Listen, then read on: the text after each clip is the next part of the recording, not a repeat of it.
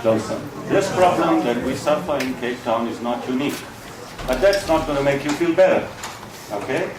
I can name you every place in the world that's having this problem.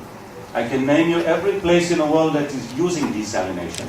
I can give you a 15-year experience of Australia. And I can tell you how many desalination plants have been built. And guess what? I can even tell you how many have been mothballed, never used. When the drought broke, they stopped using water recycling. They stopped using some of those desalination plants. There's a part of the story that the public needs to know, which is not often told. So yes, we need a water security plan for South Africa. And yes, all of the experts have told us eloquently what are the components of that water security plan. Yes, the question on the notion of non-water or non-sewer toilets, it's a reality. The Bill and Melinda Gates Foundation has funded that. I have been part of innovating that, drawing up that global standard. And let me tell you the good news. It's being piloted in Durban, it's being piloted in Senegal, and it is indeed being piloted in India, where 600 million people do not have toilets.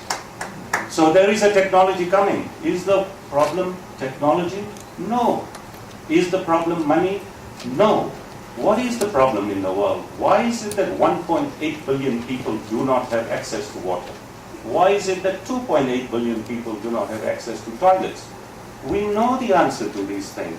If you read the UN reports, they will tell you that there is a lack of political will, leadership, management, governance. Okay? Yes, we are not just in the world. Can we solve the Cape Town problem? I don't believe it's only a Cape Town problem. We need to make it a South African problem. Do we have the ingenuity in this country to solve it? I confidently believe yes. Why do I say that? Because let me give you the good news, South Africans.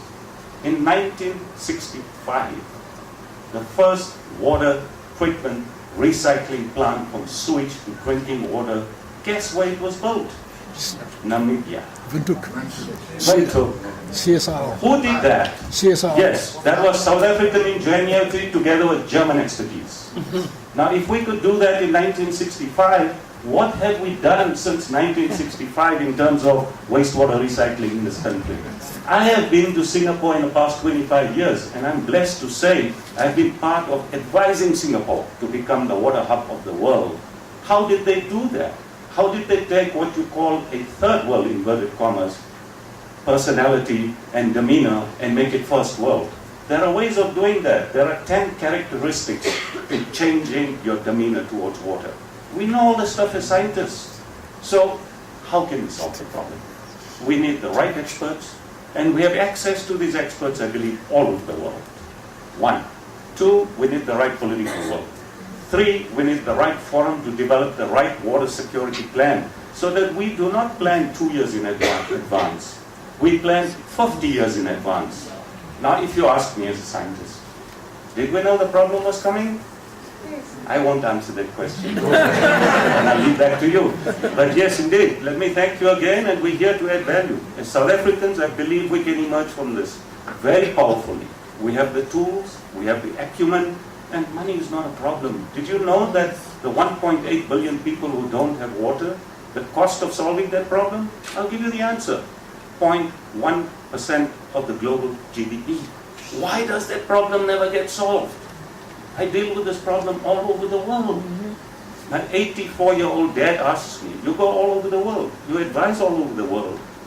How come you never seem to be solving any problems? Is this the poverty business we're talking about? I leave that to you too.